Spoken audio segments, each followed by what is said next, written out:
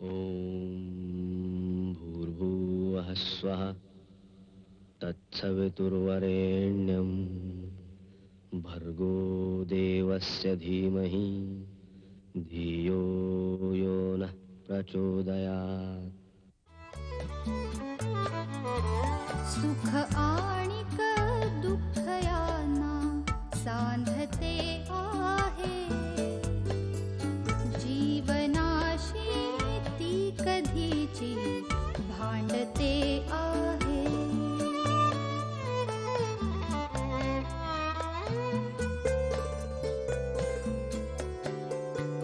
दोन डोळ्यांनी मुक्याने बोलताना ती वेगळे काहीतरी बघ सांगते आहे.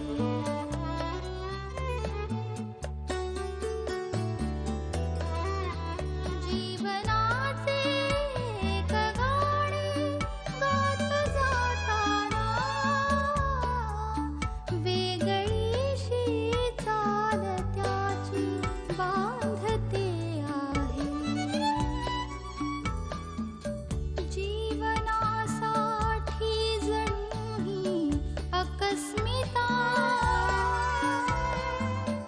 सुखाणिक दुःख वेडी अवंतिका.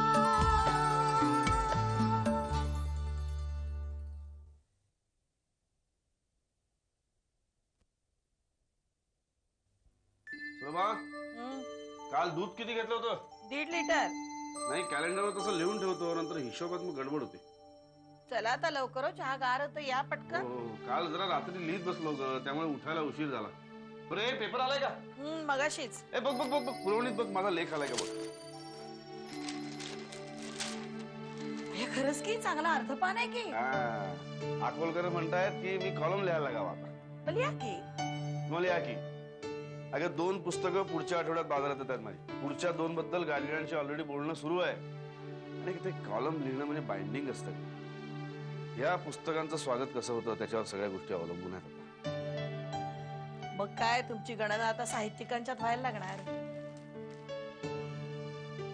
तुला खरं सांगू सगळं, नुसतं तुमचं पुस्तक छापून येणं ही काही फार मोठी अचीवमेंट नाही, पण तुमच्या लिखाणाला मान्यवरांकडून आणि सामान्य वाचकांकडून चांगला प्रतिसाद मिळणं हे महत्वाचं. मला खात्री आहे तुमची ही पुस्तकं नक्की गाजतील. मी वाचली आहेत ना त्यातली प्रकरणं. हा, आता मी काही फार मोठी विद्वान किंवा हुशार वगैरे नसेन, पण चांगलं काय वाईट काय हे मला नक्की कळतं. तर एक माहिती का पण, लेखकासाठी त्याची बायको ही सगळ्यात उत्तम टीकाकार असते. अरे हो, तुला अजून एक खुशखबर देऊ. काय हो? कदाचित मी व्हाईस प्रिन्सिपल. काय सांगताय काय? नाही म्हणजे स्पर्धेत तसे अजून काही लोक आहेत, पण प्रिन्सिपल मला स्वतः म्हणाले की दीक्षित तुम्हीच व्हीपी होणार. आता ही टर्मिनल एक्झाम झाली की कळेल. मला नक्की वाटतंय तुम्हालाच ही पोस्ट मिळेल. अरविंद, मला खरंच तुमचा अभिमान वाटतो. मला तुमच्यासारखा नवरा मिळाला, हुशार, समंजस. काय आता खरंच मनापासून सांगते. एक वेळ वागताना मी चुकेन, तुम्ही नाही चुकणार. म्हणून तर आतापर्यंत सगळं व्यवस्थित पार पडलं. काय झालं तुला एकदम? तुला खरं सांगू, कॉलेज मधलं प्रमोशन मिळव न मिळव, मला हे प्रमोशन जास्त महत्वाचं वाटतं.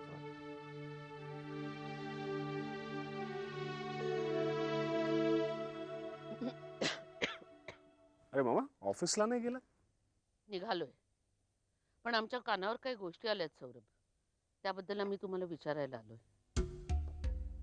काय?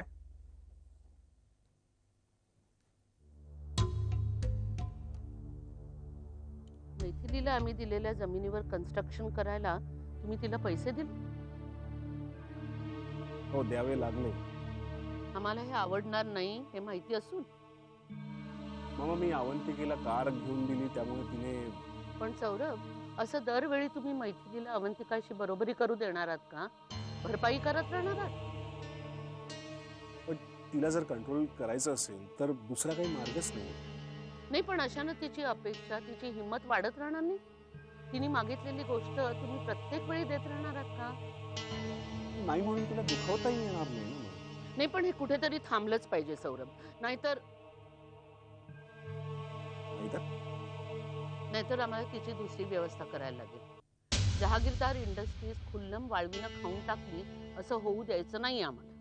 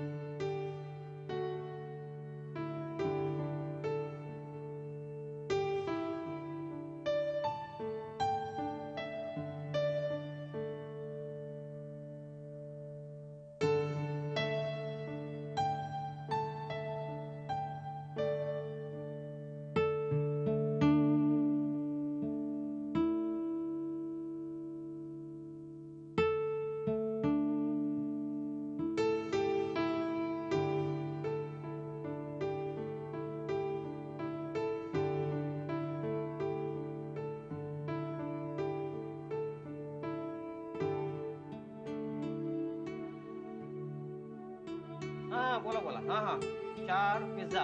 हो पार्सल. Okay okay. हो हो काही काळजी करू नका. ओके. इंतहा हो गई इंतजार की. हाय आई ना कुछ खबर मेरे यार की. रघु आज फार गर्दी नाहीये ना. इथली माणसं कुठे गेली कोणास ठाऊक. शिवाय नेहमीची पण माणसं आली नाहीत. रघु खरं सांग, खरं सांग, तू प्रियाची वाट बघतो की नाही? तिची वाट मी कशाला बघू? नाही म्हणजे मागापासून तू बाहेर 2दा चक्रा मारल्या, हिशेबात पण चूक झाली म्हणून. काय की माणसाचं चित्त ठिकाणावर नसेल ना तर हे असंच होतं. माझं तसं काही झालेलं नाहीये. तू उगाच काहीतरी बोलू नको. कशाला खोटं बोलतो? मला विचार ना, मला विचार. तुझ्या सारखेच तिचे पण असेच हाल झाले असेल बघ. तुझ्या फोनची वाट बघत असेल ती. फोन करशील, सॉरी म्हणशील. खरंच मला एक प्रश्न पडलाय की ती माझ्यामध्ये एवढा इंटरेस्ट का घेते?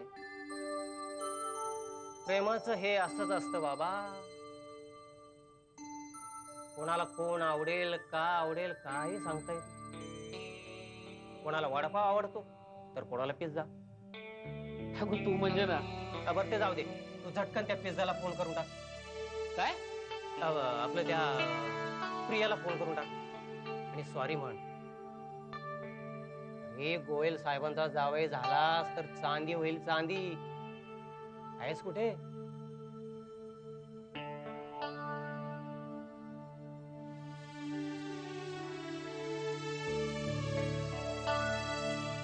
मला नको. उद्यापासून 8 दिवस तुझी रूम माझ्या ताब्यात. विचार का? आशूला विचारून घेतलंय. ती म्हणाली की मी याच्या आत सगळी रूम तयार ठेव, कारण तिची टेस्ट माझी टेस्ट जवळजवळ सेमच आहे ना. आणि तुझ्या बाबतीत तर काही प्रश्नच नाही. ऍज इट इज तुझी सगळी खरेदी मीच करते. अशी रूम डेकोरेट करणार आहे की बघत राहील आशू. म्हणजे मला रूम मधून बाहेरच पडायला नको. ऑफकोर्स. ऑफकोर्स काय? एक तर ऍश, त्यातून तू रूम अशी डिझाईन करणार की बाहेरच पडायला नको. वा, म्हणजे मी ऑफिसला गेलो नाही की तूच कंप्लेंट कर की मी काम करत नाही, मी आळशीच आहे, या ना त्या. ते जाऊ दे रे. ए, हनीमूनचं काय ठरलं शेवटी? कुठे जाणार आहे? सेम प्लेस या कुठे? कुर्डुवाडी. चारही बाजूला समुद्रात समुद्र, अजिबात नाहीये. हिरवीगार झाडी कुठेच दिसत नाही. आशूला सांग, मारेल ती तुला. ए, फोन घे ना. घे की. खाऊ दे हवे.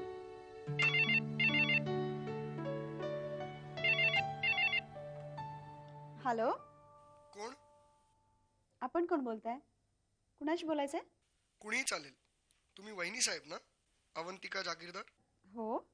मग तुम्हालाच सांगतो, विलासवर खुनी हल्ला जागीरदारांच्या घरातल्या एका माणसानेच केलाय. काय? कोण बोलताय तुम्ही? कोणाचा फोन आहे अवी? श्रीमंत माणसं पैसे चालून प्रकरण दाबून टाकतात, पण खरं काय ते बाहेर आल्याशिवाय राहणार नाही. तुम्ही कोण बोलताय? आता तुम्ही बघाच काय होतं ते. मी त्याची सगळी पापं बाहेर काढीन. हॅलो हॅलो कोण? हॅलो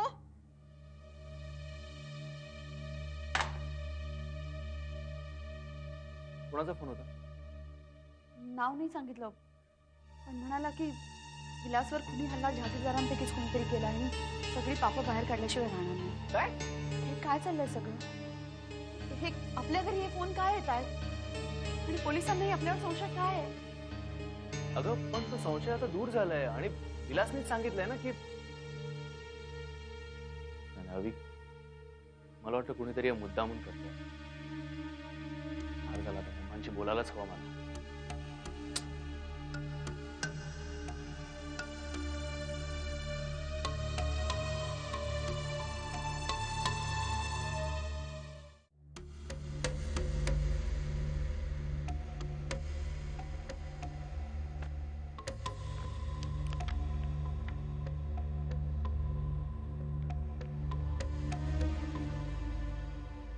अवंतिका, नाही बसा तुम्ही.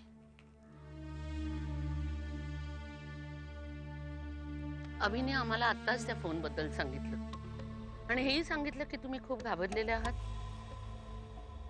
घाबरले म्हणजे मामा? अवंतिका, तुम्ही अजिबात घाबरू नका. आम्हाला सवय आहे अशा फोन्सची. कैक वर्ष मी अशा गोष्टींना तोंड देत आलेलो आहोत आणि तुम्हीही अशा छोट्या छोट्या गोष्टींनी घाबरत जात जाऊ नका. अहो, असं खडसावून उत्तर द्यायचं की पुन्हा फोन करायची हिंमतच व्हायची नाही त्यांची. आमच्यावर विश्वास आहे ना तुमचा?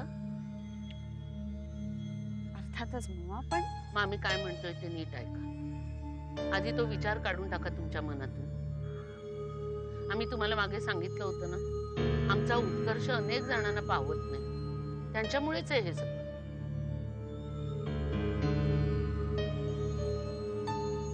आता काही डाऊट्स नाही आहेत ना तुमच्या मनात?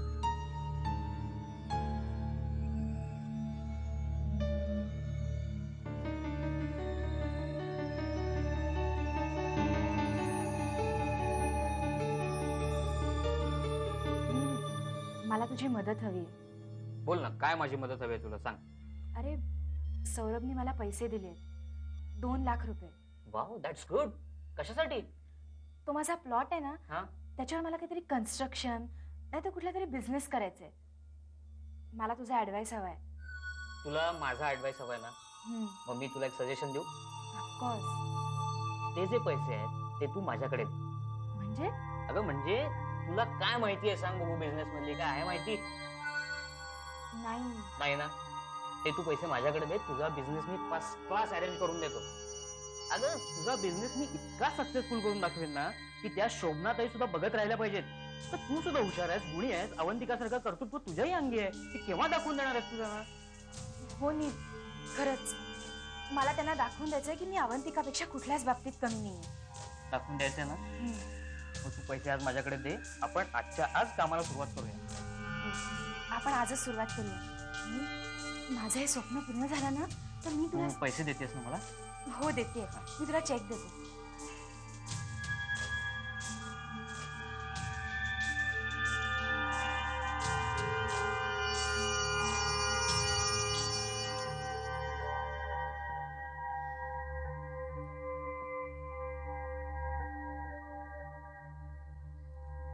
वहिनी साहेब, अशा का उभ्या राहिल्या? काय नाही, आज देवापुढे दिवा बी उजळला नाही तुम्ही अजून? हो, आलेच. रुक्मिणी, अगं हौसा, कशी आहेस? कसा आहे तुझा पोरगा? आता बरा आहे बघ. वहिनी साहेब, राहू दे. अहो सौरभ दादा देवासारखे मदतीला धावून आले बघा माझ्या. म्हणजे? अहो, हिचा मुलगा लई आजारी होता, ऑपरेशनला बी पैसे नव्हते. सौरभ दादांनी पैशाची मदत केली आणि डॉक्टरांनी बी सांगितलं चांगला इलाज करा म्हणून. खरंच, अहो सौरभ दादांनी एवढी मदत केली म्हणून माझा मुलगा वाचला बघा. अहो त्यांचे लई उपकार आहेत बघा माझ्यावर. त्यांच्यासाठीच मिठाई आणली, घ्या ना. तुम्ही लई मोठ्या मनाच्या बघा वहिनीबाई. अहो म्हणून तर तुम्हाला एवढ्या मोठ्या मनाचा नवरा मिळाला. सुखी राहाल बघा. बर येते मी. अगं चहा वगैरे विचार ना. थोडा चहा घेऊन जा. नाही आता नको, मी नंतर येते. बर येते. माझी लांबच्या नात्यातली आहे. मीच दादाने सांगितलं आणि त्यांनी लगेच मदत केली. अगो बाई गॅसवर कुकर ठेवलाय, येते बघून.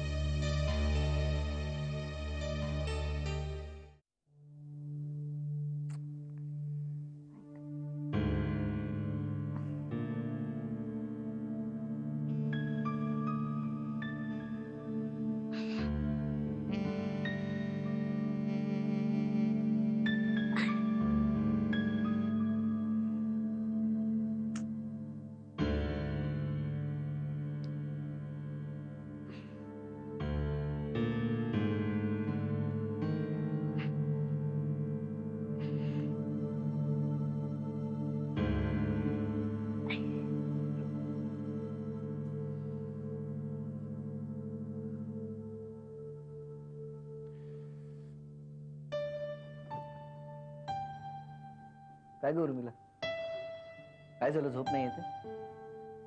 काही नाही हो, कुठल्याही कुशीवरती झोपलं ना तरी झोप येत नाहीये. सारखा पोटाला धक्का लागतोय. खूप अनइझी वाटतंय. कधी एकदा माझी डिलिव्हरी होते ना असं मला झालंय. खूप अवघडल्यासारखं होत असेल ना? हो ना, असं वाटतं की बसल्या बसल्याच झोपावं. ऐक ग बिचारी, बरं तुला काही हवंय का? काही नकोय मला, खरंच काही नकोय. बघताय ना माझं वजन किती वाढलंय ते. या 2 आयांनी मला इतकं खायला घातलंय ना, माय गॉड. या 2 आया, अगं मला तर सगळे चिडवतात. म्हणतात माझी तुझी तब्येत सुधारली आहे. तो देसाई म्हणत होता, अरे जरा पोटाकडे बघ, पोट सुटलंय तुझं. खरंच तुमचं पोट खूप सुटलंय. किती दिवस राहिले माझ्या डिलिव्हरीला? 20 दिवस. माय गॉड, 20 दिवस. कशा काय या बायका 4-4, 5-5 मुलांना जन्म देतात ना, मला कळत नाही. मला तर बाबा एकच मूल पुरे. खरं म्हणजे 2 मुलं हवी, एक नाही. नाही तर मूल शेअर करायला शिकत नाही ना, खूप हट्टी होतं. एक मुलगा, एक मुलगी. खरंच मुलाला जन्म देताना आईला किती त्रास होतो ते आता कळतंय मला. बघ ना, कधी लागलं खुपलं तरी सुद्धा आपल्याला सर्वप्रथम आई आठवते. आई ग अशीच.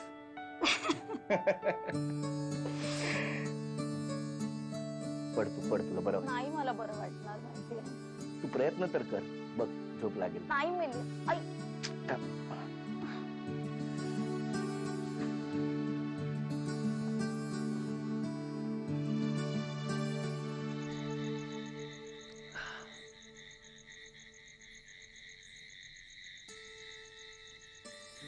अरे हो उमा, आतमध्ये गेल्यानंतर मला गजर लावायची आठवण करा. का रे? उद्या सकाळी एका फॅक्टरीच्या सर्वे करता जायचं मला. बर, कितीचा लावू? 6चा.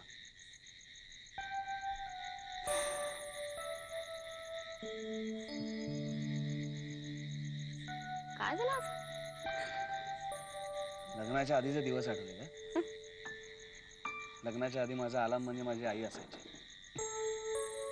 सकाळी किती वाजता उठायचं असलं ना तरी मी आईला सांगायचं, ती बरोबर त्यावेळेस मला उठवायची. आपल्या अलार्मचं काय, तो बऱ्याच वेळा वाजतच नाही, दुसऱ्या दिवशी कधीतरी वाजतो. मग त्याच्यावर कशाला विसंबून राहा, आई विश्वासाची. पण न कंटाळता उठवायची. जाम वैतागायची मला सकाळी उठवताना. ते दिसत. पण मला असं कोणी सकाळी उठ असं म्हणून सांगणार कोणीच नव्हतं.